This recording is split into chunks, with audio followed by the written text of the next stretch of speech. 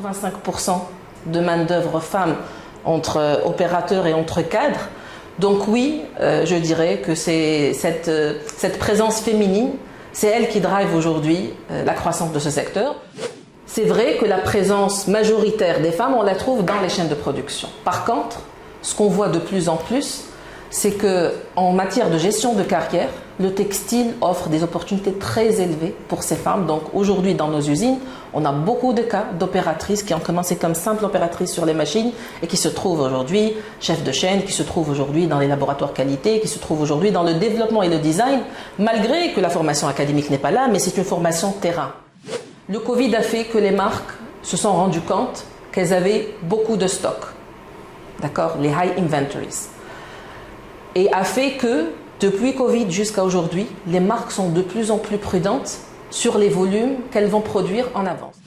Donc ce qu'on a vu post-Covid et maintenant avec le contexte géopolitique compliqué, les marques sont plus ouvertes à redéfinir la partie logistique, supply chain et sourcing. Parce qu'en Tunisie, on n'est pas une Chine et on n'est pas une Turquie. Et on ne va pas l'être, d'ici peu en tout cas. Et je dirais que même, c'est pas là où sera l'enjeu stratégique d'ici quelques années. C'est pas les grandes usines qui font les grands volumes. Il y a toujours des pays dédiés pour ça. Aujourd'hui, on ne peut pas faire la concurrence avec la Chine dans le coût de main-d'œuvre. Il est impossible de faire ça et on ne peut pas jouer dans la même économie d'échelle. Par contre, on a un rôle à jouer parce qu'on a des usines plus petites, donc plus de flexibilité, plus de capacité d'adaptation et d'où le positionnement de la Tunisie.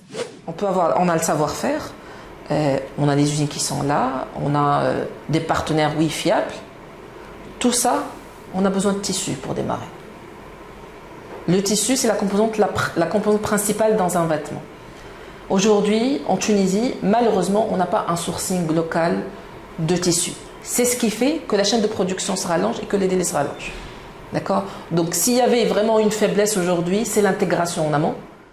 Mais aussi, il est important que toutes les forces vives de ce pays, que ce soit gouvernement, que ce soit administration publique, que ce soit secteur privé, mettent la main dans la main pour pouvoir avancer. Aujourd'hui, dans ce secteur, s'il y a un mot d'ordre, c'est la rapidité, c'est la flexibilité.